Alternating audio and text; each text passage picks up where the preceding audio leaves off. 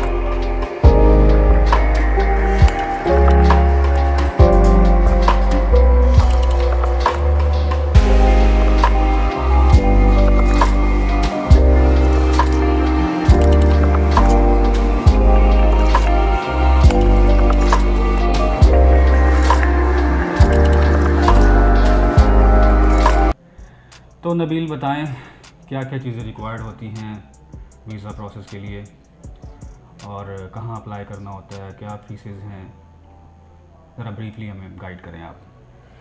सबसे पहले it's just आपको ऑनलाइन एप्लीकेशन फिलअप करनी है and the main important part it's the purpose of your visit. It should be clear cut. जो आप करना चाह रहे हैं, it could B tourist visa, it could B business visit visa, study visa, medical visa, whatever, but the purpose should be clear. आपके पास अच्छे funds होने चाहिए। जितने आपका ट्रिप है उससे 3 टाइम्स एक्स्ट्रा आपके पास फंड्स अवेलेबिलिटी होने चाहिए in your bank account. Okay हाँ, तो मैक्सिमम कितने फंड्स होने चाहिए?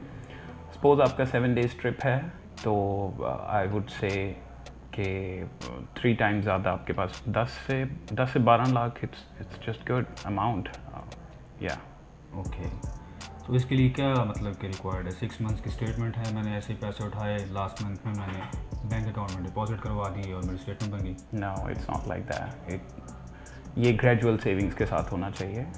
मतलब सपोज आपकी 1 लाख सैलरी है तो आप सपोज उसमें से 25,000 आपकी स्पेंडिंग है, एक्सपेंडिचर है, तो आपके पास पीछे जो अमाउंट बचती है दैट इज़ योर सेविंग्स। और ये ग्रेजुअल होनी चाहिए।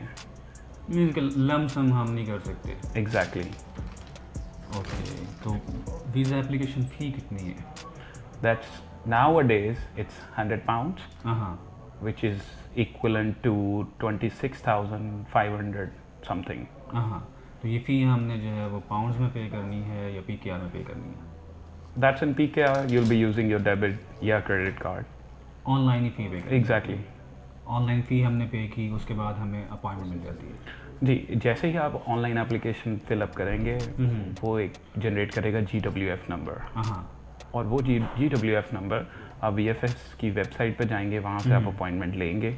अगर आप अर्ली अपॉइंटमेंट लेते हैं that would be costly, but अगर आप थोड़ा डिले करके लेंगे सो दैट्स मीन्स के ऑप्शन है। अगर आप चाहते हैं कि आपको जल्दी वीज़ा मिल जाए तो आप extra fee pay, if you don't have patience, one time fee है वो पे करके आप you can have the next day biometric appointment जो कि ज़रूरी है, and they'll take your picture and they'll get your biometric. Online इनका एप्लीकेशन फॉर्म है, उसमें क्या क्या चीज़ें पूछते हैं वो? They'll ask you about your dependents, what is your job, आप employed हैं, आप self employed हैं, आपकी मंथली इनकम क्या है, आप खर्च कितना करते हैं, लाइक योर एक्सपेंडिचर, वो आपको बताना पड़ता है और हर चीज़ प्रूफ के साथ होनी चाहिए। इसके अलावा क्या होता है? एक तो चलो हमारी बैंक स्टेटमेंट हो गई 6 मंथ्स की with gradual savings 9 to 10 lakh. Exactly. इसके अलावा और क्या पूछते हैं?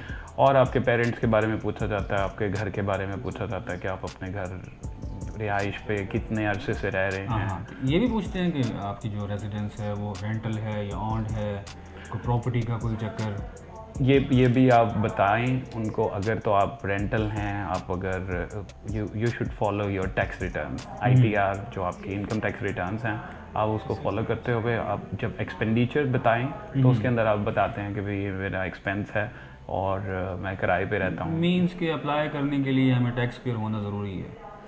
या it gives you the summary, जो टैक्स पेयर है डेफिनेटली ये मैंडेटोरी है, ऑप्शनल है। हाँ, बट देखें, जब आपके पास टैक्स रिटर्न होती है तो चीज़ें ब्रीफ करना आसानी हो जाती है। ओके, या ठीक है। तो अब इसमें मुझे ये बताएं कि एडवांस बुकिंग ज़रूरी है about air ticket? No, reservation UK की जो बेस्ट चीज़ है, you don't need the flight reservation. Okay, या and you don't even need travel insurance as well. What about residence? जो हमारा होटल बुकिंग, या hotel booking it's very important. वो आपने होटल रिजर्वेशन मस्ट लगानी है, क्योंकि जो ECO है या आपका इमिग्रेशन ऑफिसर है, दे मेक श्योर कि आप रात उधर सड़कों पे ना गुजारें, आप उधर रह सकें, नाइट स्टे हो आपका, तो दे मेक श्योर दैट। तो एयर टिकट का क्या क्राइटेरिया है? मुझे वीज़ा मिल गया, लेट्स सपोज, मैं कहता हूँ जी मैं यहाँ से मैंने बस 1 वे टिकट ली, वहाँ चला गया, जब वहाँ से वापस आऊँगा तो ऑन द स्पॉट में टिकट परचेज कर लूँगा। No, it's not like that. आपके पास राउंड ट्रिप टिकट होना चाहिए, ठीक है, ताकि आपको इमिग्रेशन में कोई मसला ना हो। ओके, आपके पास रिटर्न फ्लाइट टिकट ज़रूरी है। जैसे ही आपका वीज़ा अप्रूव हो, you get to know, you see the visa, तो the first thing you need to do it's buy the ticket. It could be British Airways, Turkish airline, whatever, it's कोई भी है, it's up to your budget. या ठीक है। तो summary ये है गाइस कि फ़र्स्ट ऑफ ऑल तो आपको ऑनलाइन एप्लीकेशन फॉर्म फिल करना पड़ेगा। इसमें आपकी ग्रेजुअल इनकम होनी चाहिए फॉर 6 मंथ्स और 9 से 10 लाख रुपए होने चाहिए। और जहाँ तक मैंने एनालाइज़ किया है नबील से कि आपको एटलीस्ट आप 3 मंथ्स जो है ना वो पहले अप्लाई करें वीज़े के लिए एटलीस्ट। उसका आपको फ़ायदा क्या होगा कि आपको चीप टिकट मिल जाएगी। अगर तो आप कहते हैं जी मैंने नेक्स्ट मंथ जाना है और आपने अप्लाई किया है, मे बी आपका वीज़ा अप्रूव हो जाए, लेकिन तब टिकट्स बहुत ऑन द स्पॉट हो जाएंगी। Airlines they keep the Kota for business people, और वो बहुत कॉस्टली पड़ती है बिजनेस क्लास में अगर आपने जाना है तो वैसे भी कोई मसला नहीं है, अगर आपके जितने पैसे हों तो आपको वैसे ही वीज़ा मिल जाएगा। ठीक है, तो ये सारा प्रोसेस कंप्लीट हो गया आपका। एक्स्ट्रा डॉक्यूमेंटेशंस मैं बता देता हूँ जो रिक्वायर्ड हैं। That's your CNIC, family registration certificate, marriage registration certificate, अगर बच्चे हैं उनके बे फॉर्म, जो भी आपके रिलेटेड रेलिवेंट डॉक्यूमेंट्स हैं वो आप ज़रूर अटैच करें, जितने मैक्सिमम डॉक्यूमेंट्स होंगे, और specially the cover letter. Cover letter में जो आप बात कर रहे हैं वो आपकी विद प्रूफ होनी चाहिए। हाँ, मीन्स कि आप FBR से चीज़ें छुपा सकते हैं, लेकिन UK इमिग्रेशन से आप चीज़ें नहीं छुपा सकते। बिल्कुल, क्योंकि उन्होंने फॉर्म ऐसा डिज़ाइन किया है, they just find out in the form, वो फॉर्म से ही काफ़ी चीज़ों से का अंदाज़ा लगा लेते हैं कि। तो आपको क्या हर्डल्स आई? आई मीन आपका 2 से 3 दफ़ा रिजेक्शन हुई है UK वीज़ा की, उसमें प्रॉब्लम्स क्या थी? Problems I employed and self employed के रिलेटेड, बिकॉज मैं अपनी ही कंपनी से सैलरी भी ले रहा था और मैं खुद का पर्सनल रेमिटेंस भी मैं मंगवा रहा था, तो it was like employed and self employed, तो that was the main factor. और मैंने जब फर्स्ट टाइम अप्लाई किया तो मैंने सिर्फ एम्प्लॉयड पे क्लिक कर दिया। ओके, ठीक है। फिर जब सेकंड टाइम अप्लाई किया तो मैंने फिर then I visited that what you call the tax advisor, या उनको मैंने अप्रोच किया और दे जस्ट सजेस्टेड मी कि sir you fall in both category. Okay, आप दोनों कैटेगरी में फॉल कर रहे हैं, you employed plus your self employed. तो एनीवेज जब आप ऑनलाइन सेम टाइम आप बिजनेसमैन भी हैं और एम्प्लॉय भी हैं। जी बिल्कुल, I am withdrawing my salary और वो एम्प्लॉयड हूँ मैं फॉर माई ओन कंपनी। या तो इसको आपने कैसे डिफाइन किया पेपर्स में कि आप सेल्फ एम्प्लॉयड भी हो, एम्प्लॉय भी हो? उसके लिए सैलरी स्लिप्स भी लगी और उसके लिए जो मेरा पर्सनल सोर्स ऑफ इनकम है वो भी मैंने बैंक से उसका प्रूफ लिया। और बहुत से कागजात थे, बहुत से डॉक्यूमेंटेशंस थे। और सेकंड टाइम तो उन्होंने मेरे से कंपनी स्टेटमेंट भी एक्वायर की। उन्होंने कहा जी आपने कंपनी स्टेटमेंट नहीं लगाई तो हमें ये जो आपकी बातें हैं ये सारी ऑल फॉल और फिजूल लगती हैं, फेक लगती हैं। हाँ।